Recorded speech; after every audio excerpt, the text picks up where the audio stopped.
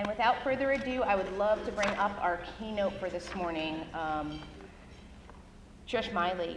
Trisha Meili is the author of the best-selling memoir, I Am the Central Park Jogger, a story of hope and possibility. Her story is about resilience and the capacity of the human body and spirit to heal.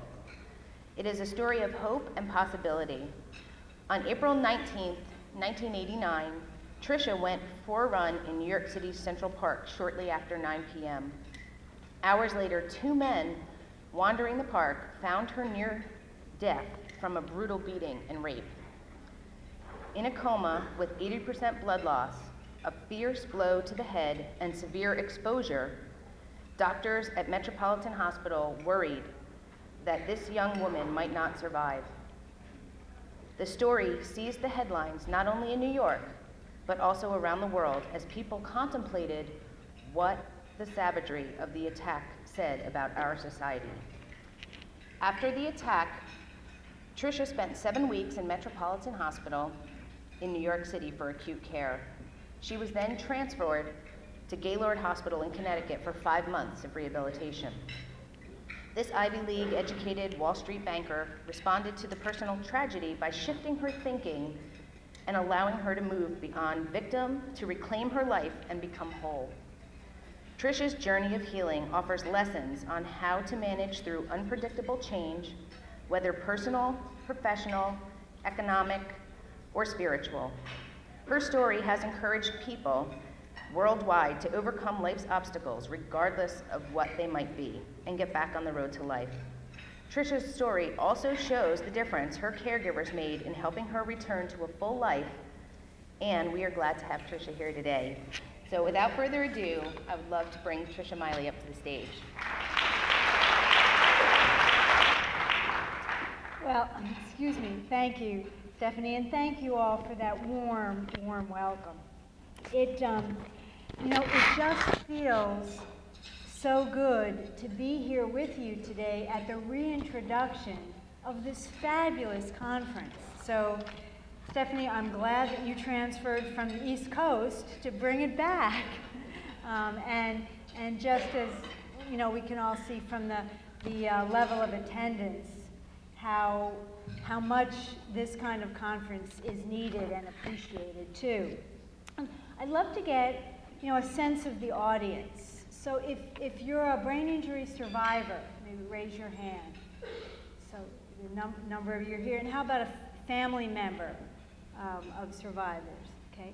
And from the medical or therapeutic side, how about physicians? Any physicians? Okay, a few. And nurses? Okay. And therapists? Occupational, physical, speech. And how about psychologists or neuropsychologists? Great. And service providers, other service providers, or I was going to say hospital administrators. Let's see. I think that probably, have I left? Well, rehabilitation counselors? Okay, raise your hand. Well, so, what an extensive level of expertise in this room that covers a huge spectrum of care from, a variety of backgrounds and professions. And that includes the survivors, because, who knows better how to live with a brain injury than those who have a brain injury. With this tremendous variety, I believe there's a common denominator that brings us all together. We all want those of us with brain injuries to live the best life we can. And to that end, this conference is filled with ideas and tools, tips, and research surrounding issues, covering brain injury. And, it will be just 2 days filled with learning. And I am so grateful that I can start things off by giving you, a traumatic brain injury survivor's perspective on the care, the hope, and the healing that allowed me to, and helped me really, to reclaim my life and move toward wholeness. Now, what do I mean, when I say move toward wholeness? Well, I see that the past almost 22 years, hard to believe it's been that long though, has been, a process during my recovery of moving toward wholeness. And I believe that wholeness is our goal, whether we're recovering from trauma or trying to balance the emotional stresses of living. Whole is entire, it's complete, it's free of dis-ease. And I believe that healing is the process of moving toward wholeness. Healing is not becoming exactly the same as we were. And we move toward wholeness certainly through our physical health, but also through our emotional and spiritual health as well. And this morning, I'll share stories of my recovery with you. Stories that illustrate, the art, or what I call the heart of healing. I'll tell you about 3 phases of my experience with a brain injury and give examples of the care that, as I said, helped me to reclaim my life and move toward wholeness. And the first phase is the initial phase of my recovery in the acute care hospital in New York City. And the second phase is the formal rehabilitation at Gaylord Hospital in Connecticut. And the third phase is probably the most challenging phase of all, and that's living with brain injury. But before I elaborate on these phases, what I'd love to do is a short exercise to bring us all together. And it's a short breathing exercise that I've used many times during my recovery and found useful, and that's why I want to share it with you. And with this breathing exercise, it will calm, center, and ground us. And I'm going to ring these bells and then ask you to follow your in-breath and your out-breath, the rising and the falling of your own breath. Ooh, they turned the lights down. And then I'll ring the bells again. So maybe you can, put what's on your lap on the table and uncross your arms and legs and turn off cell phones and such. And, if it's comfortable for you, maybe close your eyes or lower your gaze.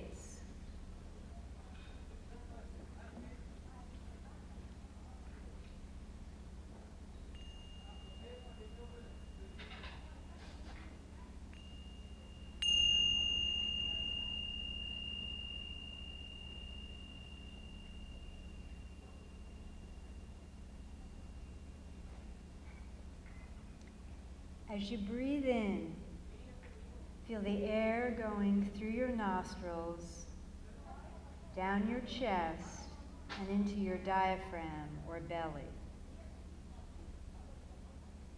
On your out-breath, feel your diaphragm relax as the air passes up through your chest and out your nostrils. And as I ask you to breathe in and out, please focus on the image that I give you. Breathing in, I calm my body.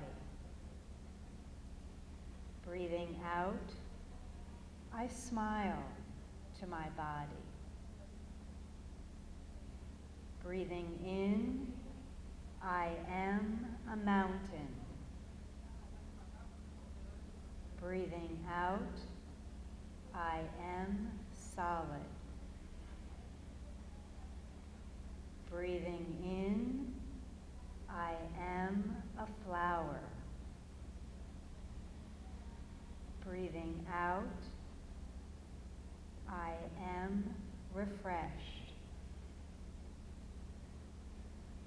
Breathing in, I am still water. Breathing out, I am reflecting truth. Breathing in, I am alive. Breathing out, I smile to myself. Breathing in, breathing out. Breathing in, breathing out.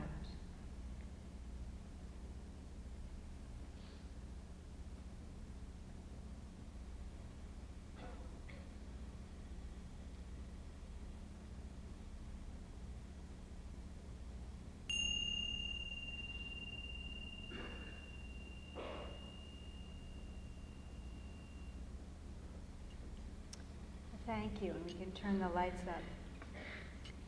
And I hope you're feeling a little bit more relaxed, and I ask you to just hold on to that feeling of calmness, of openness, of quiet within the noise of life. And I think it's nice to know that we can access those feelings really so very easily whenever we want, and especially during stressful times. Now, of course, the exercise won't make the stress disappear, but when we're calmer, when we can tap into the stillness that exists around us, we can handle any situation that's in front of us with a more open mind, and I guarantee you that the results will be better. Now, I also just, before talking about the phases, want to tell you one other thing, and that's to give you a little bit more information about the condition that I was in that started me on this journey. Now, as Stephanie said, it was almost 22 years ago that I went out for a run after work on a nice spring evening in New York City's Central Park, and I was attacked. I was beaten unconscious, I was bound, gagged, and raped, and left for dead. And that night, almost 40 teenagers were roaming the park, doing what they called wilding. And 8 other people in the park that night were accosted or threatened in some way. And as Stephanie said, you know, the story just sees the headlines in big, you know, bold print and font. The font was huge. And, you know, people were just contemplating not only right there in New York City, but all around the world, what the attack really said about our society. And as a result of the severe beating to my head that April in 1989, I suffered a traumatic brain injury, and that left me with extensive physical and cognitive dysfunction. And after I was finally found in the park and brought to an emergency department, my temperature was 85 degrees, hypothermic. Although now there's some research saying that, you know what, that being that cold is potentially a good thing.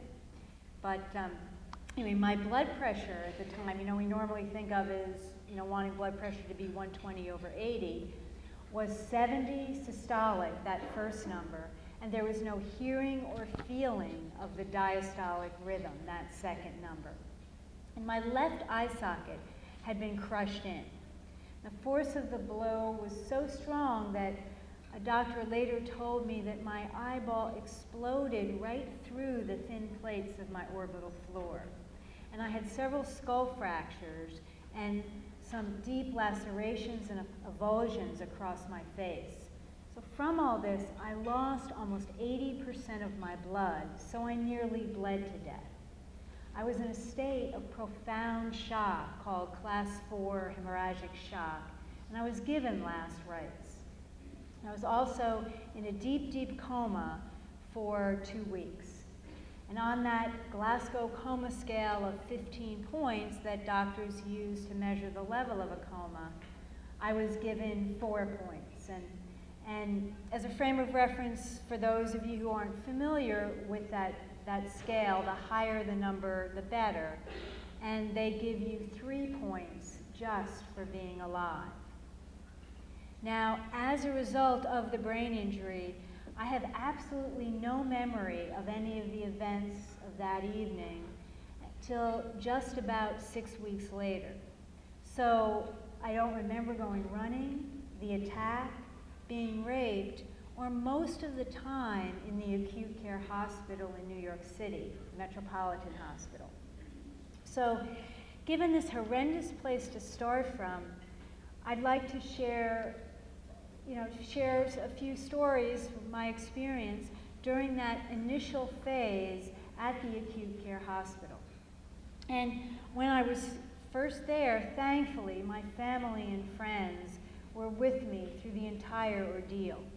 And people, from all over the world sent me cards and letters and even gifts. I mean, children sent poems to me, and some people sent healing oil and holy water, and there was a makeshift memorial put up in Central Park where people brought flowers and notes.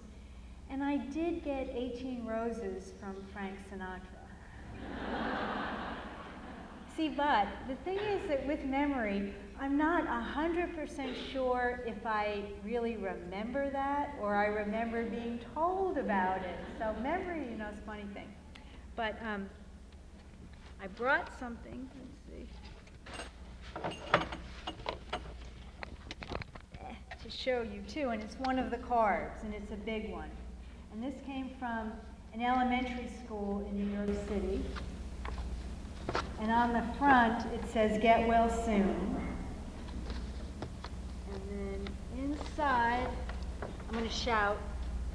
The students, signed it, and it says, "Please get well soon from Public School 27 in the Bronx." And one of the messages here says, "You're in our thoughts and prayers." And I can't tell you, how important it was for me to get, these kinds of messages, these prayers. All of these messages were confirmation that I wasn't alone, that I had done nothing wrong, and that I wasn't to blame. All of these messages gave me hope. And I was also getting a message, even when I was in a coma, that I was in charge, that I was an integral part of the recovery process. I'm going to tell you about, you know what I forgot to do? Whoops. Sorry. I was going to actually read a little excerpt from the book about the effect, when I was telling you about all the well wishes and such, and the effect that had on me. Someone's waving to me. And unfortunately, the books haven't arrived, but I'm sorry, this is a little disjointed, but I know what I wrote in the book, so I'm going to, I'll tell you. I don't have to read from it, but I'll go back a little bit, but just tell you a little bit more. I mean, and it's along the lines of this card too. But as for the phone messages and letters and presents, my family read and described them to me even when I was comatose. And Pat Babb, who was one of my nurses in the ICU, when she held me in her arms, whispered of the support and told me of the messages from around the world sent to comfort me and help me get better. Well, did I subliminally understand their words and gain strength from that unconscious knowledge? I'm sure of it, just as I'm convinced that the letters and cards that I eventually could read and understand were a vital factor in my rehabilitation. Now, of course, no recovery was possible without the enormous skill of the medical staff. But was there more? Did I have thousands of friends working on my behalf? And I was hearing something else as well from the letters and cards, that I shouldn't be ashamed. A common reaction among rape survivors is self-blame. It's somehow my fault, the survivor imagines. And the internalization of that belief leads to shame, self-doubt, and silence. Some survivors feel they must hide that they were raped, so the attacks go unreported. Well, secrecy was impossible for me. The whole world knew I had been raped. But to me, this was a benefit. You shouldn't feel ashamed, the messages were saying. We're ashamed at how you were treated. People didn't ostracize me because I'd been raped. Rather, they opened their hearts to me. And that card that I showed you was a manifestation of some of that support. And as I said, all of those messages told me that I wasn't alone and that I wasn't to blame and that I had done nothing wrong. So, going on, what I was going to tell you about was that then I was also receiving this message from my nurse in the hospital, and that I was an integral part of the recovery process, that it wasn't just people out there doing things to me. And Pat Babb, who I mentioned was one of the nurses, told me something many years later, because I still have a relationship with her, that used to be done that she really didn't agree with. Now, Pat, I want you to imagine, was a very strong woman from Trinidad, and she used to hold me in her arms when I became agitated to help calm me down. And I so wish that I could mimic her beautiful West Indian accent, but you'll just have to imagine that too. What she told me was one of the things that really bothered her was when physicians would come into my room and talk about my condition or problems around my bed. She thought they should move to a conference room because she feared that I would know what they were saying. She said to me, I might not, or you might not have been able to talk, but there was nothing wrong with your ears. And besides, what's the point of saying she can't, or she'll never, or she won't? She was afraid that I would believe them. So as soon as the physicians left, she told me that she would go up to the head of the bed and say to me, "Don't pay them any mind. What do they know?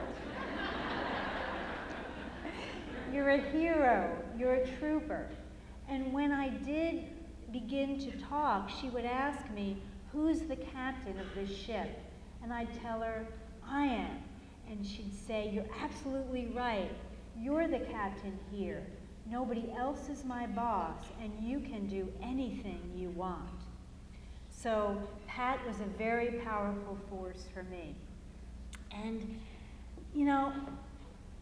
but my life had been devastated, and, everything had been taken away. And even with all this support, I remember a very frightening time at Metropolitan when I start to realize that something is very wrong. And this happened about 6 weeks after the attack, because that's when I'm starting to remember, things that happened. And it turns out that there was a neuropsychologist in my room. I didn't know she was a neuropsychologist, but she was in my room and asking me questions. And she'd been in there many times before asking questions, because that's what neuropsychologists do. I understand they do a few more things too.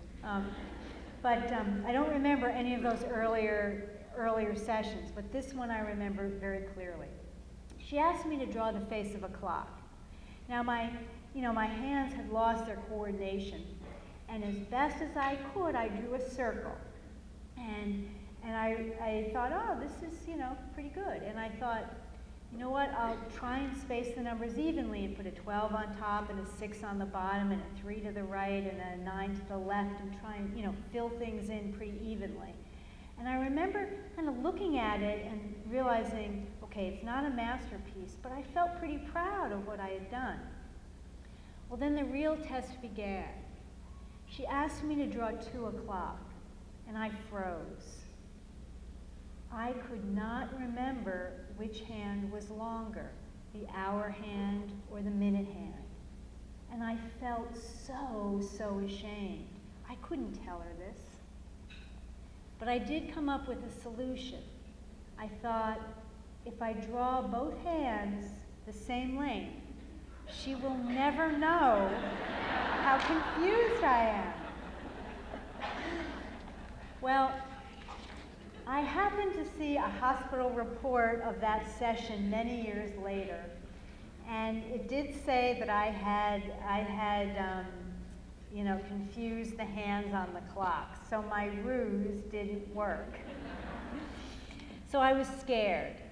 I mean, everything had been taken away from me. I couldn't walk, I couldn't think or speak clearly, I couldn't even tell time. But I was, enveloped in this envelope of support when I went to the second phase of my experience with a brain injury for rehabilitation at Gaylord Hospital in Connecticut. And my experience at Gaylord is the second phase that I want to share with you. And this phase is very different than the first phase because I do remember most of it. And I was at Gaylord for a little over 5 months as both an inpatient and an outpatient during the summer and the fall of 1989. And, with the help of my physiatrist and nurses and all the therapists, my PT and OT and speech therapists and neuropsychologists and psychologists and social service workers and volunteers, I gradually regained some of what had been taken away. And I have 2 very, very strong and powerful memories from Gaylord that I want to tell you about. And one of the most memorable mornings there was the time that I went running again for the first time after the attack. And just about, a couple weeks after I started to walk on my own without using a wheelchair, the head of the physical therapy department, his name was Nelson Carvalho, asked me if I wanted to, join a group that met on Saturday mornings to run. And, I learned later, I thought, oh, this is kind of a spontaneous question that he asked me. Well, no. It was part of a treatment plan that Nelson and my whole treatment team had been talking about, during their weekly meetings. So I realized in hindsight that, he and my physical therapist and the whole team knew just how much to push me. Turns out there was a chapter of an organization called the Achilles Track Club that met at Gaylord on Saturday mornings.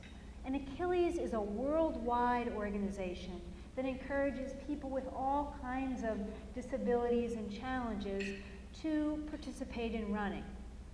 Now, at first I was hesitant to accept Nelson's offer. I remember thinking, my gosh, can I do this? Am I able to do this? But you know what? I trusted Nelson. I felt comfortable with him, and I thought if he were going to be there, then no matter what happened, it would be okay. So one morning I decided to join them. And there were 4 or 5 others of us there that day. There was a man I remember in a wheelchair, and a couple people were on crutches, and a younger guy had spina bifida. And I remember thinking to myself, if they can do this with their challenges, then so can I. Now, the track, and I always put track in quotations, because it was a 1/4-mile loop right through the hospital parking lot. But it worked. And I remember it was a hot, humid Saturday morning in August of 1989, and Nelson and I started out. And you can imagine, just a couple of weeks out of a wheelchair, I was definitely a bit wobbly. But it felt so good. I felt like I had conquered the world, and it filled me with hope. I was taking something back that had been taken away. Now, 4 months earlier, my normal Saturday morning run was 6 or 7 miles. And here I was struggling to complete a quarter of a mile without toppling over. But what I had done in the past didn't matter. What mattered was what I was doing that morning. And, I focused on, in that moment, I focused on what I was doing, what I could affect, the task that was directly in front of me. I wasn't spending time getting caught up in what had happened, a past I couldn't change. And resentment about the attack didn't grab hold of me and block my healing. I didn't wallow in what ifs or if onlys, and amazingly, I wasn't preoccupied with a fear about the future.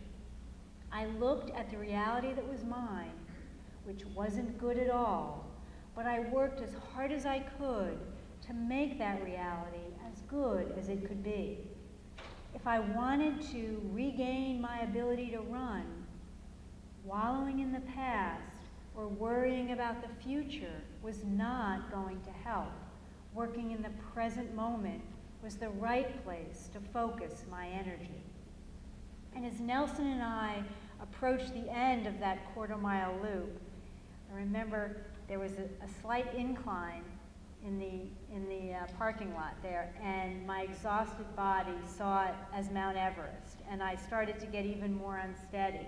And Nelson saw that, and he grabbed my arm to stabilize me, and we finished the course together. And of course, I had a big smile on my face too. And what I've seen in myself and others is that the confidence gained in reaching a physical goal can be transferred to accomplishments in other aspects of rehabilitation and in life. At home, at school, at work, or in relationships. And it's fun, especially if you're doing it together. And, for me, exercise was a tremendous self-esteem booster. You can measure it. You can set a goal and watch yourself achieve it. And, I felt proud of what I could do. And I've seen that, at least for me, when I feel good about myself, anything is possible. And, there's actually also research out there that I've been involved in that shows that exercise is a powerful motivator for those of us with brain injury. Now, another example of a rehabilitation exercise that my rehabilitation experience that I remember well from Gaylord has to do with occupational therapy and vocational therapy. And an organization that was so very important to me, during my time there was the company that I worked for at the time, Solomon Brothers, the Wall Street investment banking firm. And I know that when we say Wall Street right now, everybody cringes. But Solomon reached out to me in a way that really made a difference. And I've come to learn that one of the most difficult stages for survivors of trauma, and especially brain injury, is returning to work.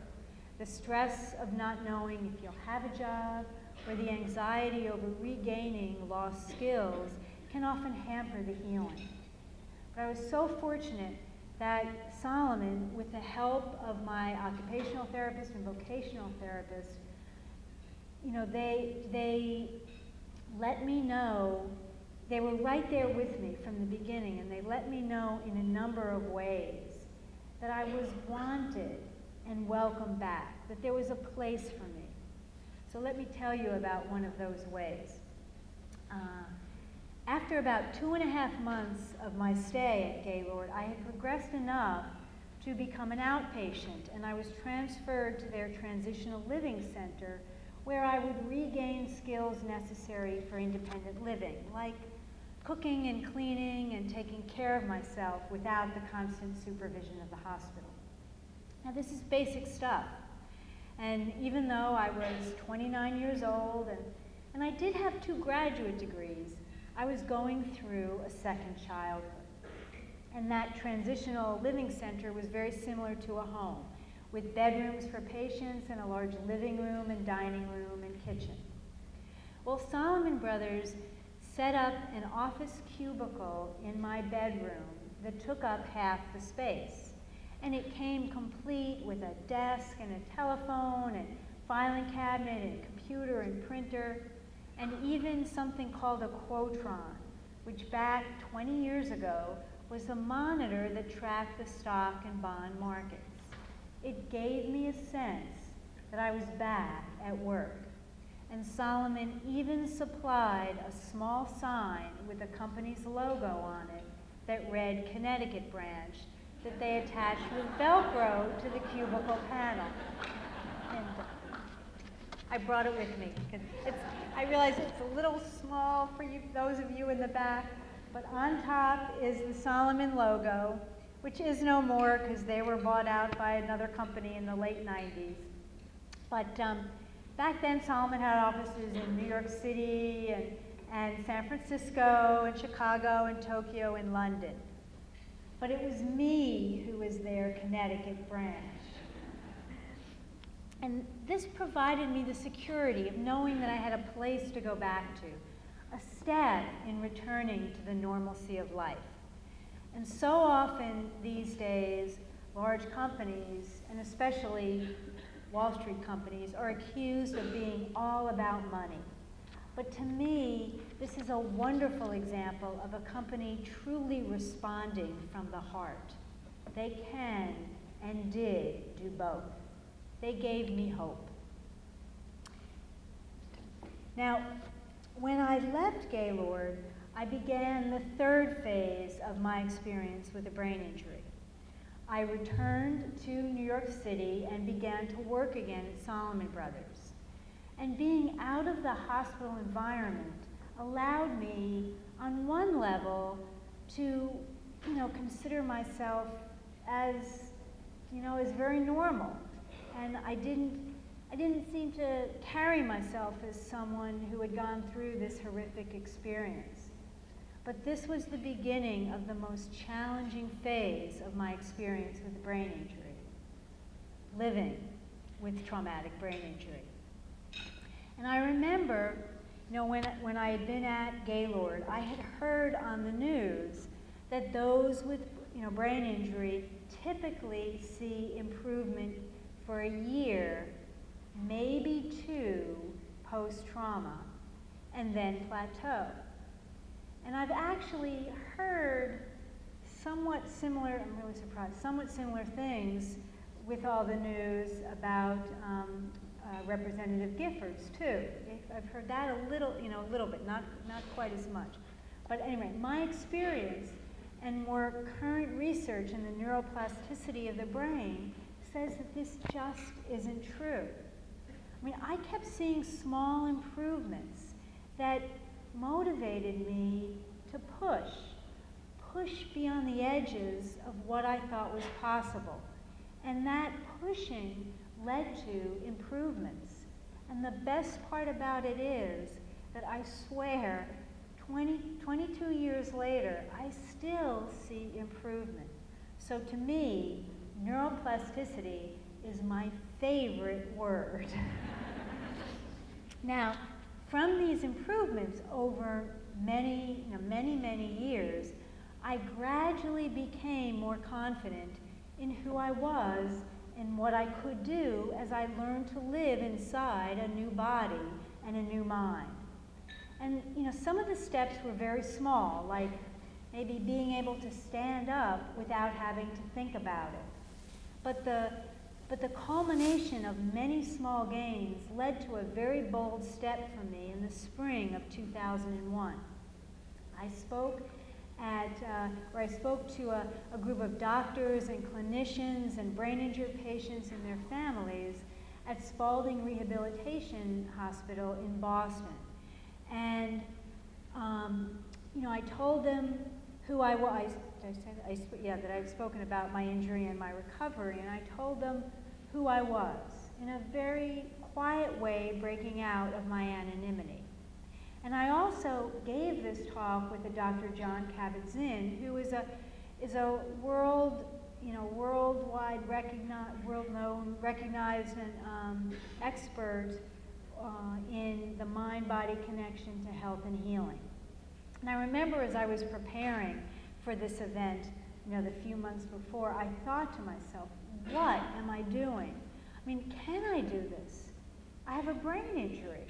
And all the things that they said about people with brain injury and what they can't do. But let me tell you how powerful that afternoon at Spaulding was. It was, an experience that I will always remember. And the response was overwhelmingly positive. And after my talk, a younger patient in the back of the room, sitting in a wheelchair, raised his hand to ask a question. And he told me that he had been in a coma for 3.5 months, and they didn't think that he would be able to talk. And here he was communicating very clearly. And then he asked his question. He asked me if I'd ever been in a wheelchair, and I told him that yes, I had. And then with such intense emotion, he told me, "You give me great hope. I can beat this. It can be done." His faith was as powerful to me as mine was to him. And he inspired me to continue to push to my edges and share my story. That moment of faith, that exchange at Spaulding led to the writing of my book and then speaking, about my experience. So one last, experience that I'd like to share that's an ongoing one in living with brain injury is, learning to accept myself as I am post-trauma.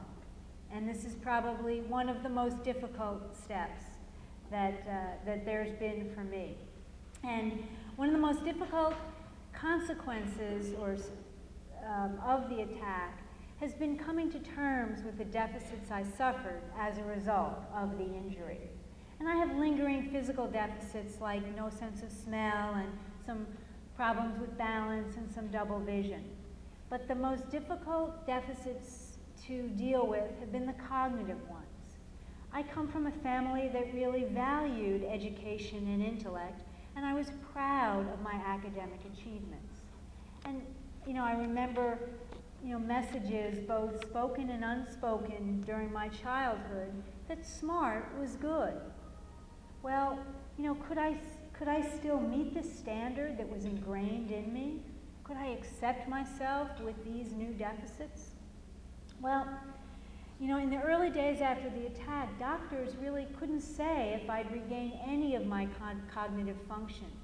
But fortunately, I made great improvements, and the remaining deficits are subtle. But I always questioned my abilities and second-guessed assignments. Should I be able to be doing things in a better, faster, more complete way? It brought up old concerns, pre-brain injury concerns. Would people take me seriously? Would they listen to me? So the brain injury made me face this old challenge of self-doubt and multiplied it by about 1,000 times. I needed to face this aspect of my healing, this dragon. Well, I had taken several of those neuropsychological exams at Metropolitan Hospital, but also at Gaylord. And I even came back a year after I left Gaylord in 1990 to take another one.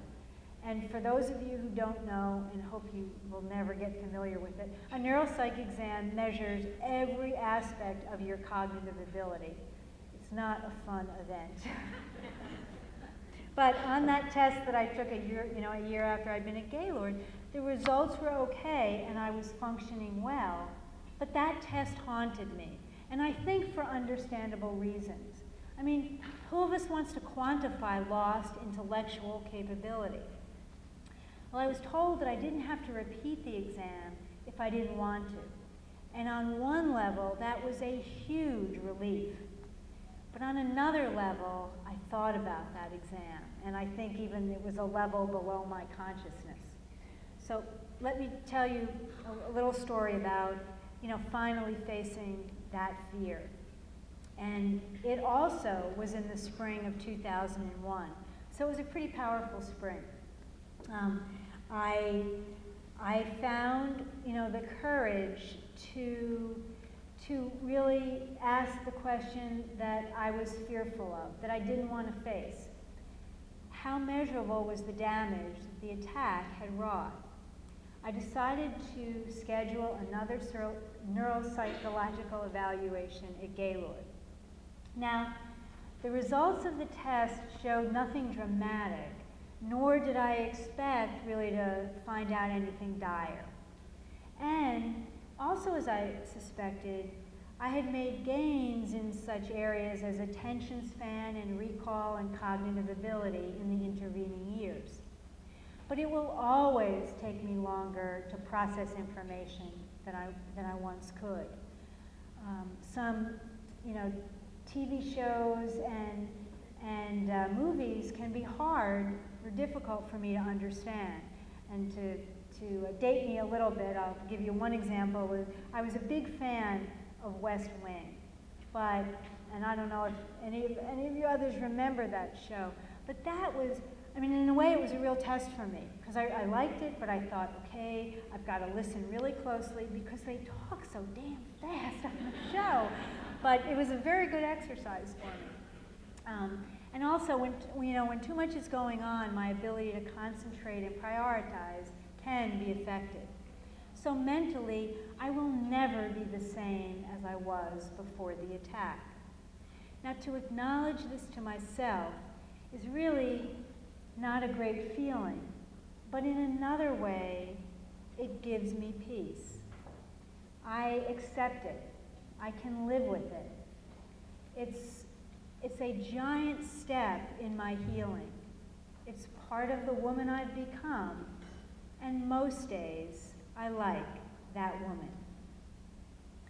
Now, when I came to rehab in a wheelchair with severe cognitive dysfunction, I wondered, will I ever be able to walk again?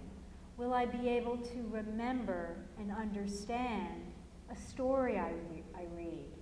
Will I ever be able to function like I did? Well, part of the process of healing for me was learning to accept some new limitations, yet in my heart know that some of those limitations were temporary.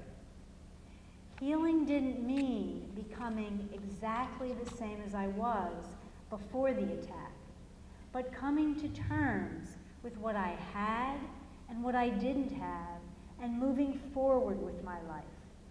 For me, it was a process of learning to begin again.